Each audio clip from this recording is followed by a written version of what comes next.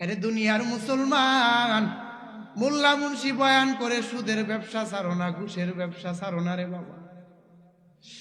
দুনিয়ার রোগের ডাক্তার আছে, সুদের ব্যবসা এমন একটা রোগ, সুদ খাইতে খাইতে যদি মারা যাও, কবরে চলে যাও, আল্লাহর কসম এই রোগের ডাক্তার খুঁজে পাওয়া যাবে না। কারণ কবরটা এত ভয়ঙ্কর হবে। কবর কেমন ভয়ঙ্কর হবে! গুনাহগারের কবরের মধ্যে জাহান্নাম থেকে একটা অংশ আইনা জাহান্নামের আগুন জ্বালায় দাও। গুনাহগার গুলো চিন্তা করবে, দয়ার বালি, আমার জীবনে আমি অনেক ভুল করে ফেলেছি রে আল্লাহ। আয় আল্লাহ, আমার জীবনে আমি গুনাহ করে ফেলেছি, ভুল করে ফেলেছি রে আল্লাহ। আরেকবার দুনিয়ার মধ্যে পাঠা। আল্লাহ ডাক দিয়া বলবে, রে নিমুখ হারাম, ও জিব্রাইল যা, আবার বান্দা দুনিয়ার মধ্যে আমি আল্লাহর ইবাদত মানে নাই, গোলামি মানে নাই। জিব্রাইল যাও, একজন ফেরেশতা পাঠায়া দাও, এমন একটা ফেরেশতা পাঠাইবা যেই ফেরেশতা কবরের মধ্যে ঢুকার পরে এমন একজন গজবের ফেরেশতা আল্লাহ দিবেন, যেই ফেরেশতা চোখেও দেখে না, কানে শুনে না। এ ফেরেশতা গুনাহগারের কবরের মধ্যে শাস্তি দিতে শুরু করবে। বলে একদিন আর দুদিন নয়, একটানা 40,000 বছর কবরের মধ্যে শাস্তি দিতে আরম্ভ করবে। সহ্য করা সম্ভব? দুনিয়ার একটা মুমের উপরের মধ্যে, ও করিমগঞ্জ তালতলার মুসলমান, ঘরের ভিতরে গিয়া একটা মুমের উপরে হাতটা রাইখা দেই করে মুসলমান। দুনিয়ার এই মুমের আযাব সহ্য করতে পারো, আর এই মুমের চাইতে 1000 লক্ষ কোটি গুণ জাহান্নামের আযাব তোমার উপরে জ্বালায়া দাও। কেমন জাহান্নামের আযাব, কেমন কবরের আযাব! বান্দা একদিন আর দুদিন নয়। মুহাদ্দিসিনে কেরাম বলেছেন, লিখেছেন, কিয়ামতের 1 ঘন্টা 1 দিন আগেও যে দুনিয়া থেকে বিদায় নেবে, এই ব্যক্তিটাকেও কবরের মধ্যে 40,000 বছর থাকতে হবে। এভাবে যদি আমার কবরের মধ্যে দিন যায়, মাস যায়, বছর যায়, আর কবরের মধ্যে যদি আযাব দেওয়া হয়, আরে দুনিয়ার মানুষ, এই কবরের আযাব সহ্য করা সম্ভব না। কবরের আযাব সহ্য করা সম্ভব না। আল্লাহ বললেন যে গোলাম, যদি কবরের আযাব সহ্য করতে না পারো, যদি জাহান্নামের আযাব সহ্য করতে না পারো, তবে রে গোলাম, আমি আল্লাহ এমন একজন রব, আমি আল্লাহ এমন একজন দয়ার মালিক, আমি আল্লাহ এমন একজন দয়ার আল্লাহ। আমি আল্লাহর দিকে আসো, এ গোলাম আসো। ইয়া আইয়ুহাল্লাযীনা আমানু তুবু ইলাল্লাহ, তুবু ইলাল্লাহি তাওবাতান নাসুহা। এরে গোলাম, দুনিয়ার মধ্যে অনেক গুনাহ তুই করে ফেলেছো, অনেক সুদের ব্যবসা করে ফেলেছো, অনেক ঘুষের ব্যবসা করে ফেলেছো, অনেক নামাজ ছেড়ে দিছো, অনেক জিকির ছেড়ে দিছো, অনেক তিলাওয়াত ছেড়ে দিছো। আমি আল্লাহর হুকুম মানতে পারো নাই রে গোলাম। তবে জানিয়া রাখো, তুবু ইলাল্লাহ, একবার তওবা করে আমি আল্লাহর দিকে ফিরে আসো। তাওবাতান নাসুহা, নাসুহা নামক তওবাটা টাইটেলটা লাগাইয়া, দৃঢ়তার সাথে ফিকিরটা লাগাইয়া, চিন্তাটা লাগাইয়া আমি আল্লাহর দিকে আসো। এ গোলাম, তুই অনেক অনেক অনেক অনেক অনেক অনেক গুনাহ করে ফেলেছো। আমি আল্লাহ এমন একজন রব, তোর 80 বছরের গুনাহ 80 সেকেন্ড লাগবে না, তোর গুনাহ মাফ করে দিব। ইয়াফকাহুনা বিহা, তাদের কলব আছে, দিল আছে, দেমাগ আছে। এই দিল দেমাগ থাকার কারণে কোনটা ভালো এবং খারাপ যাচাই করে না। আমি আল্লাহ এই জন্যই কিছু মানুষকে জাহান্নামের আগুনে জ্বালাইব। প্রথম নাম্বার কারণ, দিল আছে, দেমাগ আছে, কিন্তু মানুষ চিন্তা করে না, এই জন্য জাহান্নামের আগুনে আল্লাহ জ্বালাইবেন। দ্বিতীয় নাম্বার কারণ, ওয়ালাহুম আ'য়ুনুল লা ইউবসিরুনা বিহা,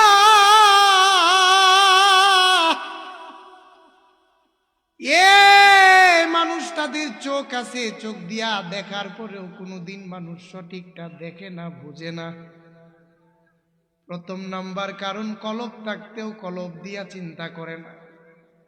দ্বিতীয় নাম্বার কারণ হচ্ছে, মানুষের চোখ আছে, চোখ দিয়া সঠিক দেখে না। ওয়ালাহুম আযানুল লা ইয়াসমাউনা বিহা, মানুষ তাদের কান আছে, কান দিয়া সঠিকটা শুনে না। মোল্লা মুন্সির বয়ান শোনার পরেও বহু বহু মানুষ আছে জিন্দেগিতে আমল করে না। বলেন, এমন মানুষ সমাজের মধ্যে আছে না নাই? এরপর আল্লাহ জানায় দিলেন, দুনিয়ার মানুষ উলাইকা কাল আনআমি বাল হুম আদাল,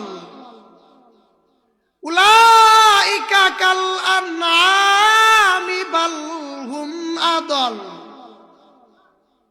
কিছু মানুষ দুনিয়ার মধ্যে চতুষ্পদ জন্তু থেকে খারাপ।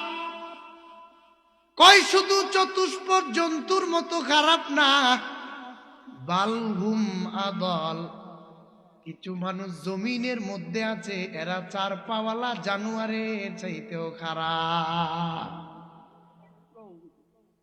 যে আল্লাহ বলেন মানুষের মতো দামি আর সম্মানী কেউ নাই, মানুষ এত দাম, মানুষের এত সম্মান, আল্লাহ আয়াতের অংশে বলছেন মানুষের মতো দামি আর সম্মানী কেউ নাই। আবার দ্বিতীয় আয়াতে আল্লাহ বললেন, কিছু মানুষ জমিনের মধ্যে আছে, এরা জানোয়ারের মতো। শুধু জানোয়ারের মতো না, বালহুম আদল, চতুষ্পদ জানোয়ারের চাইতেও খারাপ।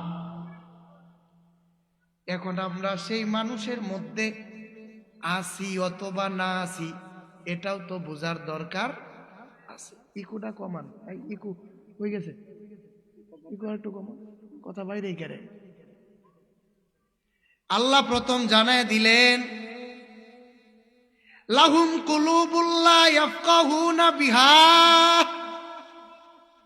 এই বিষয়টা আসেন আমরা একটু গবেষণা করি। আল্লাহ যে ভিতরে দেমাগ দিছে, দিল দিছে, এরপরেও মানুষ চিন্তা করে না। এই চিন্তা না করার কারণে আল্লাহ অধিকাংশ মানুষকে জাহান্নামে জ্বালাবেন। কয় মানুষ কিসের চিন্তা করে না? কথার কথা, জাউতলার বাজারের মধ্যে এমন একটা দোকান আছে, যে দোকানের খাবার খাওয়ার পরেও, খাবার খাওয়া মাত্রই মানুষ মারা যায়। বলেন, এই দোকানের মধ্যে মানুষ ঢুকবে নি? কথা কয় না, ঢুকবে। কারণ মানুষ জানতেছেন, খাবার খাওয়ার পর দুনিয়ার মধ্যে আমি বেঁচে থাকতে পারবো না। কলব দিয়ে চিন্তার পরে মানুষ এই খাবার জীবনেও খাবে না। মানুষ দুনিয়ার মধ্যে এই যে চিন্তা আর ফিকির লাগাইছেন, খাবার খাওয়ার পর মারা যাওয়ার পরে এই খাবার মানুষের মুখের ভিতরে ঢোকাবে না। আল্লাহ পাক শুকুরের গোশত হারাম করছেন, কেউ শুকর জীবনেও খায় না, কারণ বুঝে শুকরের গোশত ভালো লাগে না। কুত্তা আল্লাহ হারাম ঘোষণা করেছেন, কেউ কুকুরের গোশত জীবনেও খায় না। এখন আল্লাহ দুনিয়ার মধ্যে সুদ খাওয়াও আল্লাহ হারাম ঘোষণা করেছে।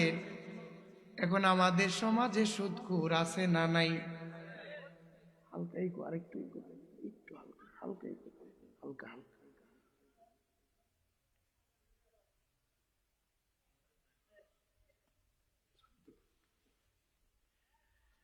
শুকুরের গোশত হারাম, মানুষ খায় না, কিন্তু সুদ খাওয়া হারাম।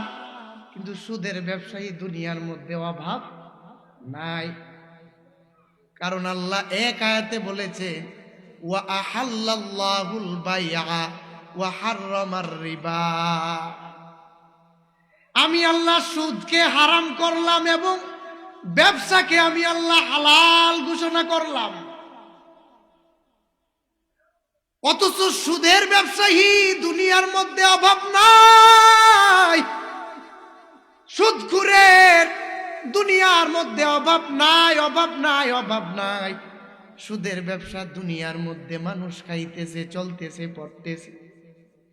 অথচ আল্লাহ কুত্তার গোশত যেমন হারাম করছে, মানুষ ডাস্টবিন থেকে গু খায় না, গু খাবেও না। গু খাওয়াটা যেমন হারাম, সুদের ব্যবসায়ের চাইতেও বেশি হারাম। আরো কত কঠিন! সুদখোরের কোনো মসজিদ নাই, সুদখোরের কোনো মাদ্রাসা নাই, সুদখোরের কোনো দান নাই, সুদখোরের কোনো হজ নাই, সুদখোরের কোনো ইবাদত জমিনের মধ্যে নাই। আল্লাহর কসম, সুদের ব্যবসা জমিনের মধ্যে চালু করে যারা যাইবে, হাজার হাজার বার হাজার হাজার টাকা যদি জমিনের মধ্যে দান করে, এই টাকাটা যদি সুদের হয়, আল্লাহর কসম একটা টাকা আল্লাহর দরবারে কবুল হবে। এখন সুদের ব্যবসা ছাড়ার দরকার আছে না নাই? এরপরে আল্লাহ জানায় দিলেন, ও নবী, দুনিয়ার উম্মতকে জানায় দেন, কেউ যদি মোল্লা মুন্সির বয়ান শোনার পরে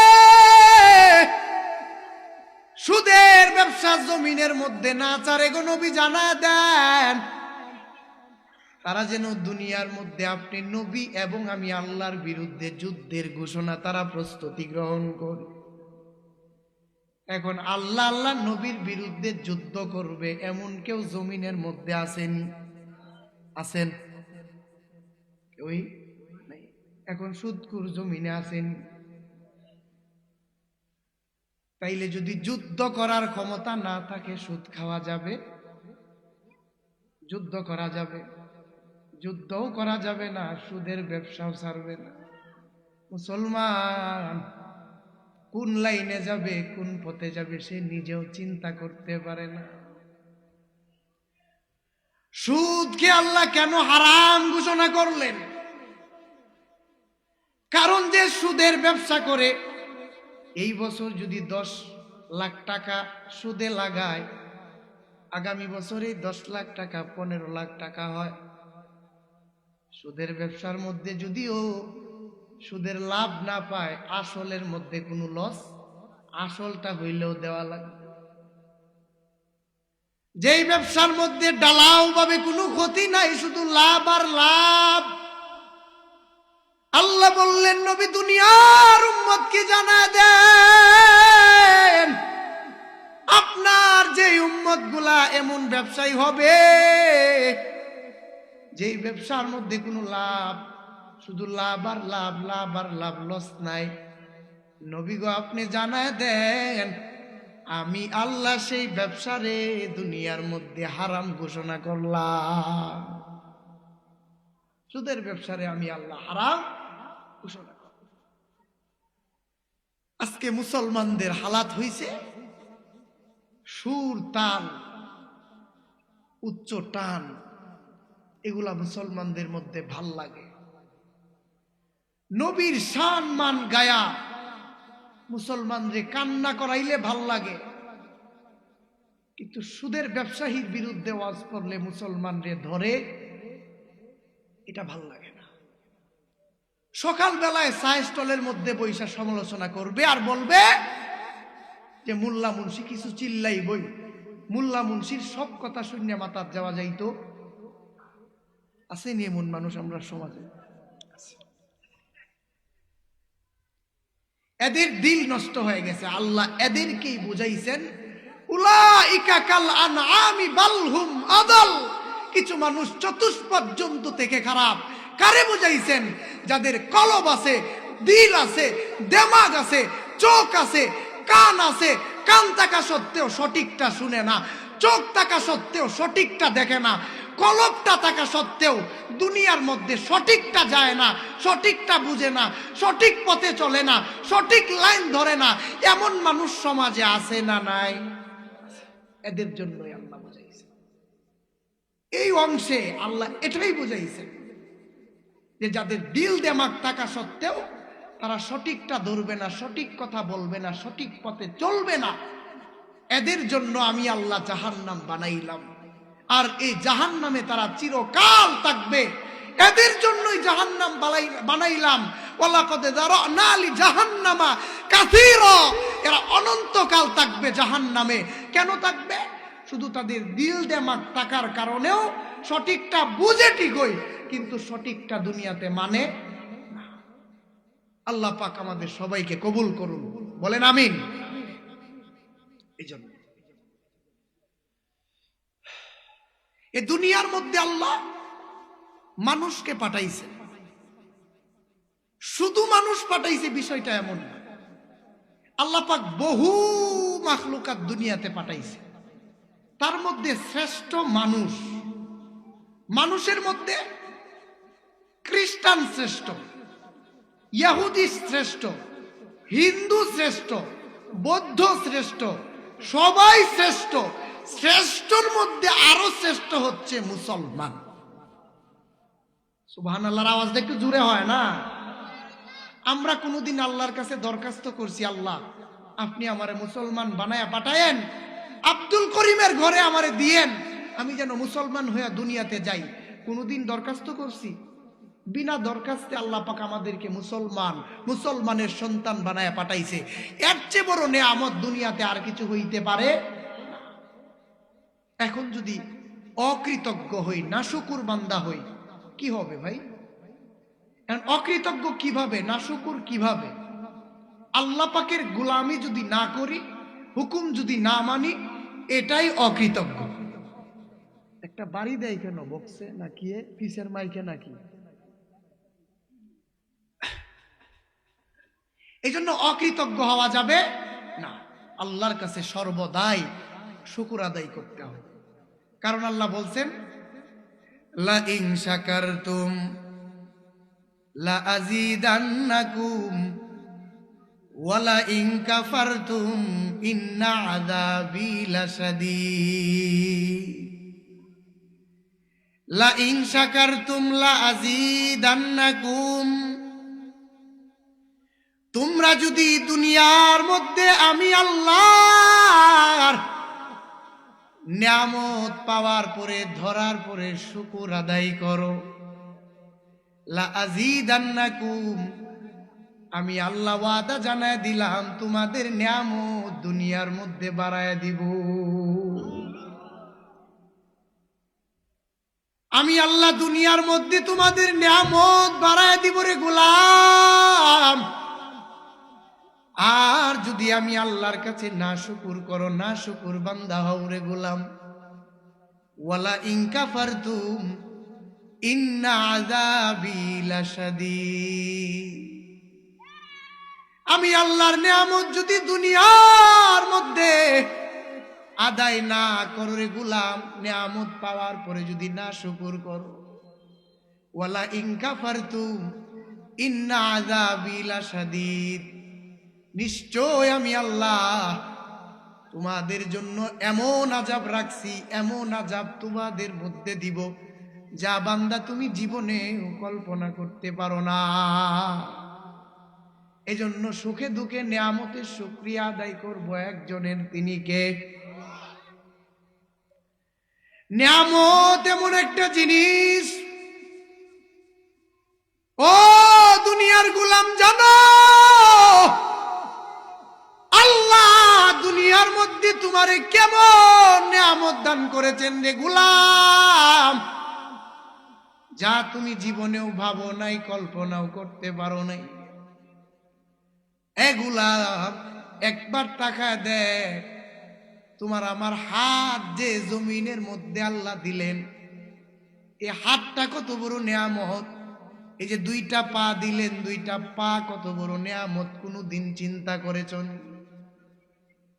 এই চোখ আল্লাহ দিয়েছেন, কান আল্লাহ দিয়েছেন রে গোলাম, একদিনও কি তুমি চিন্তা লাগাইছো? একদিনও কি ফিকির করেছো আল্লাহ কত নিয়ামত এই জমিনের মধ্যে তোমারে দিছে? এ দুনিয়ার মানুষ, এ তালতলা করিমগঞ্জের মুসলমান, আমাদের সমাজে এমন মানুষ আছে দেখবেন, তিন রাস্তার মোড়ে দাঁড়ায় দাঁড়ায় ভিক্ষা করে আর বলে, ও ভাই আমার দুইটা হাত নাই, আমি দুনিয়ার মধ্যে হাত দিয়া জীবনেও কিছু করতে পারি। ও দুনিয়ার ভাই, ও ভাই গো ভাই, দুনিয়ার বাজার করে যাইতেছো, পারলে আখেরাতের বাজারটা করে যাও, আমারে 5টা আর 10টা টাকা দান করে যাও। বলেন, তিন রাস্তার মোড়ে দাঁড়ায় ভিক্ষা করে এমন মানুষ আছে না নাই? ও গোলাম, একবার তাকায় দেখ, একবার চিন্তা করে দেখো, আল্লাহ তোমারে আমারে কত নিয়ামত দান করেছেন। এই দুইটা হাত আল্লাহ তোমারে আমারে দুনিয়ার মধ্যে সুন্দরভাবে দিয়েছেন। এই যে জবান দিয়া কথা বলতেছি, আমি মানুষ, একজন আরেকজনের কাছে কথা আদান প্রদান করি। কোনদিন কি জীবনে দেখেছেন দুইটা গরু একজন আরেকজন কথা আদান প্রদান করে সুখ দুঃখের গল্প করে? আছে? গরুটারে রশি দিয়া বেঁধে রাখছো, শরীরটা চুলকাইলেও তার হাত নাই, শরীরটা চুলকাইতে পারে না। পেটের মধ্যে ক্ষুধা লাগলেও কোনোদিন বলতে পারে না, রে গোলাম আমি তোরে এত সুন্দর জবান দিলাম, আমি তোরে সুন্দরভাবে হাত দিলাম, পা দিলাম রে গোলাম, মন চাইলে করো, মন চাইলে না করো, মন চাইলে ধরো, না চাইলে না ধরো। আর একটা গরুর দিকে তাকায় দেখ, গরু কিন্তু আশরাফুল মাখলুকাত নারী গোলাম, তোরে আমি আল্লাহ শ্রেষ্ঠত্ব দিয়া বানাইলাম। এই গরুটা তোর গোলামি করবে, গরুর গোলামি তোরে করার জন্য পাঠাই। গোলাম রে তাকায় দেখ, দুনিয়ার সব কিছু বানাইলাম তোর জন্য, কিন্তু দুনিয়ার গোলামি করার জন্য তোরে আমি আল্লাহ বানাই নাই। আসমান আমি আল্লাহ বানাইলাম, চন্দ্র আমি আল্লাহ বানাইলাম, পাহাড় আমি আল্লাহ বানাইলাম, সূর্য বানাইলাম। বান্দারে পাহাড়, চন্দ্র, আসমান, জমিন সব তোর গোলামির জন্য বানাইলাম। কারণ মায়ার নবী রহমাতাল লিল আলামিন বলেন, হাদিসে কুদসি, আল্লাহ নবীরে জানায় দিলেন, ও নবী দুনিয়ার উম্মতকে জানায় দেন, আমি আল্লাহ একদিন আর দুদিন নয়, জমিনের মধ্যে মানুষকে বানানোর 50,000 বছর আগে আমি আল্লাহ মানুষের রিজিক পাঠাইলাম। 50,000 বছর আগে আমি আমার বান্দার জন্য সব তৈয়ার করে পাঠাইলাম। সব বানাইয়া এরপরে আমি আল্লাহ বান্দারে পাঠাইলাম। নবী গো, আপনি জানায় দেন কোন বান্দারে আমি আল্লাহ জাহান্নামে দেওয়ার জন্য বানাইনি। কারণ আমি আল্লাহ এত মায়া করে মানুষ বানাইলাম, এত দয়া করে এত সুন্দর ভাবে আমি আল্লাহ মানুষ দুনিয়াতে পাঠাইলাম। আরে মানুষগুলা গোলামি করবে আমি আল্লাহ, দুনিয়ার কোনো আজার বাজার মাজারের গোলামির জন্য আমি আল্লাহ পাঠাই নাই। দুনিয়ার কারো পথ, দুনিয়ার কারো মত ধরার জন্য আমি আল্লাহ পাঠাই নাই। কারণ দুনিয়ার সব কিছু আমি আল্লাহ বানাইলাম এই বান্দার গোলামির জন্য। আর বান্দা শুধুমাত্র কেবলমাত্র বানাইলাম আমি আল্লাহর গোলামির জন্য। সব বানাইলেন বান্দার জন্য, আর বান্দা বানাইছেন কার গোলামির জন্য? আল্লাহ। অথচ মানুষ দুনিয়ার চিন্তা, দুনিয়ার টেনশন, সব কিছু দুনিয়ার মধ্যে চলে। সব কিছু খাওয়া ঠিক আছে, ঘুম ঠিক আছে, দুনিয়ার সাইজ তলে আড্ডা ঠিক আছে, দুনিয়ার আজার বাজার সব ঠিক আছে, তবে মালিকের গোলামিটা দুনিয়ার মধ্যে ঠিক নাই। বলে ভাই, দুনিয়ার মধ্যে আমি যদি আল্লাহ পাকের গোলামি করতাম, তাইলে প্রতি জুমার দিন ইমাম সাহেব যেই বয়ান করে মিম্বর থেকে, এই বয়ান যদি আমাদের কানে ঢুকতো, এই বয়ান যদি আমরা মানতাম, তাইলে বছর শেষে এইভাবে লাইট মাইক প্যান্ডেল টানায়া কোনো বয়ানের প্রয়োজন ছিল না। আমরা জুমার দিনের বয়ান আমরারে ধরে না, আর বয়ান আমরারে কেমনে ধরে? সুদের বয়ান করে ইমাম সাহেব 20 বছর, অথচ সে বয়ান শুনে কিন্তু জীবনে সুদ ছাড়তে পারতেছে না। এমন মানুষ নাই? দাড়ির বয়ান করে ইমাম সাহেব 20 বছর, কিন্তু দাড়ি রাখে না, এভাবেই জীবন যাইতেছে। কেন? আমার জিন্দেগির মেইন মাকসাদ কি? আমার দুনিয়ার মেইন হালাত আমি কোন দিকে নিছি, কোন দিকে নেওয়া দরকার, একবার চিন্তা করি, একবার ফিকির করি। আমি না দেখতেছি আমার চোখের সামনে কত মানুষ চলে যাইতেছে, কত মানুষকে এই নিজ হাতে রাখতেছি। কোন দিন আমার ভিতরে ফিকির আসবে, আমার ভিতরে চিন্তা কোন দিন আসবে?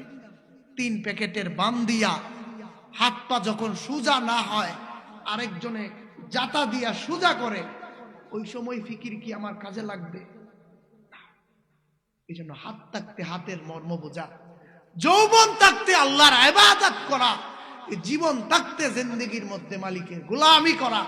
ভাই আমার এই পাখিটা যেদিন উড়ে যাবে, দুনিয়া থেকে বিদায় নিয়ে চলে যাবে, এই দিন হাজারো ইবাদত, হাজারো আমল, হাজারো জিকির, হাজারো ফিকির, হাজারো আর্তনাদ, হাজারো তওবা আল্লাহর দরবারে কবুল হবে। কারণ আল্লাহ জানায় দিলেন, দুনিয়ার মধ্যে আমি আল্লাহ হায়াতের জিন্দেগিতে মানুষকে পাঠানোর পরে আমি আল্লাহ হাদিসের মধ্যে নবী জানায় দিলেন, আদ-দুনিয়া মাজরাতুল আখিরা, দুনিয়াটা মুমিনদের খামাইয়ের জায়গা। মুমিন দুনিয়ার মধ্যে আখিরাত বানাইবে, এরপরে আখিরাতের দিকে রওনা দিবে। তবে দুনিয়ার মধ্যে আখিরাত না বানাইয়া যদি পারি দেই, আমার সামনে এমন জিন্দেগি আছে, এমন চিন্তা চেতনা ফিকির সামনে আছে, যে জীবন আমার একদিন শেষ হবে, আর কোনোদিন শুরু হবে, কোনোদিন শেষ হবে না। মানুষের জিন্দেগি শুরু আছে, শেষ নাই। মানুষ এক সময় রূহের জগতে ছিল, 2 নাম্বার মায়ের পেটের জগতে ছিল, 3 নাম্বার এখন দুনিয়ার জগতে আছে, 4 নাম্বার আখিরাতের জগৎ, কবরের জগতে থাকবে। তবে রূহের জগতে আল্লাহর ইবাদত করার কোনো সিস্টেম নাই, মায়ের পেটের জগতেও ইবাদত করার সিস্টেম। 3 নাম্বার জগৎ দুনিয়ার জগতে আমি আমার বান্দারে পাঠাইলাম, পাঠানোর পর আমি আল্লাহ এমন পদ্ধতি বাতায় দিলাম, আমার বান্দা কোন দিকে যাবে, কোন পথ ধরবে, কোন পন্থা অবলম্বন করবে। এটা তিনটা জগৎ চলে যাবে, রূহের জগৎ, মায়ের পেটের জগৎ, কবরের জগৎ। 3 নাম্বার জগৎ, একটা হচ্ছে দুনিয়ার জগৎ। মানুষ দুনিয়ার মধ্যে তারা আমল বানাইবে। আর দুনিয়ার মধ্যে যদি কেউ আমল বানায় বিদায় নেয়, ও নবী আপনি উম্মতকে সুসংবাদ জানায় দেন, কেউ যদি ইমানটারে মজবুত বানাইয়া আমলটারে মজবুত বানায় যদি আমি আল্লাহর কাছে আসতে পারে, ওয়াবাশশিরিল্লাযীনা আমানু ওয়া আমিলুস সলিহাত, ওই তাদেরকে সুসংবাদ জানায় দাও, দুনিয়ার মধ্যে যারা ঈমান এনেছে, ওয়া আমিলুস সলিহাত 2 নম্বরে নেক আমল করেছে, তাদেরকে সুসংবাদ জানায় দাও। কিসের সুসংবাদ তাদেরকে জানায় দাও? আন্না লাহুম জান্নাতিন তাজরি মিন তাহতিহাল আনহার, নবী গো আপনি তাদেরকে সুসংবাদ জানায় দেন। কই কেমন সুসংবাদ জানায় দেন? আমি আল্লাহ বান্দা বান্দির জন্য এমন একটা জান্নাত রেডি করে রাখলাম, আন্না লাহুম জান্নাতিন তাজরি মিন তাহতিহাল আনহার, এমন একটা জান্নাত আমি আমার বান্দার জন্য বানাইলাম, যে জান্নাতের নিচে দিয়া দুধের নদী আর মধুর নদী প্রবাহিত হবে। আল্লাহু আকবার। এই জান্নাতের আশা আছে না নাই? নামাজ পড়ে না পড়ে, সুদের ব্যবসা চাইরে না চাইরে, আরেক বেটার খেতে রাইল কাটতে না কাটতে, আরেক বেটার জমি হেরে বুঝায় দিয়া না দিয়া। আমরা দেশে কিছু শিখ নামে স্টোরি আছে,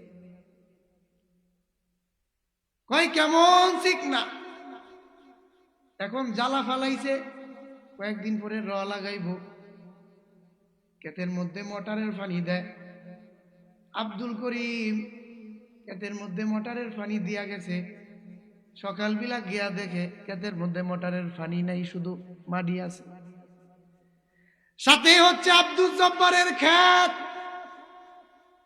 সকালবেলা ঘরের মধ্যে গিয়া জিগাই, আব্দুল জব্বার ভাই তরতাজা পানি আমি আসারের পরে দিয়ে আইছি ক্ষেতের মধ্যে, আমার ক্ষেতের পানি কই? সাথে তো আপনার এই ক্ষেত, আর কেউর ক্ষেত নাই। আব্দুল জব্বারে ডাক দিয়া কয়, আব্দুর রহিম ভাই আমি দেখছি কিছু কাকড়ায় আপনার ক্ষেতের আইলে দে ঘোরাফেরা করছে, মনে কাকড়া এই কামড়া রাইতে করছে। কাকড়া আর কাকড়া না, নিজে মেন কাকড়া হয়ে আমি নিজে আসে না নাই? মুসলমান দুনিয়ার মধ্যে পরের হকটা যেমন ভাল লাগে, এমন ভাবে আল্লাহর ইবাদতটা ভালো লাগে না। পরেরটা পাইলেই খাইতে চায়, এমন বেহায়া মুসলমান হইছে। সামনের ফেব্রুয়ারির 24 তারিখ রাজার নির্বাচন, লাল পানির চা খায়া ইমান বেচেলা এমন মানুষ আছে না নাই? এই বেটা তোর লাল পানির চার দাম কি তোর ইমানের সমান? একটা গরুর মাথাও তো বাজারের মধ্যে 1000 টাকা বিক্রি হয়, আর তোর মাথাটা নির্বাচনের আগের দিন 500 টাকা কেমনে বেচেলাস? নাই নাই, নির্বাচনের আগের দিন মেম্বার, চেয়ারম্যান, আল্লাহু আকবার, এই মালিকের গোলামি করার দরকার আছে না নাই? শেষ মুহূর্তে একটা গজল টজল শোনায় শেষ করে দিই নাকি? এই সময়টা নাই? হ্যাঁ আছে। এত যেহেতু শেষ করে দেওয়ার কথা বলতেছে, একটা গজল শেষ মুহূর্তে ইনশাআল্লাহ শোনাই।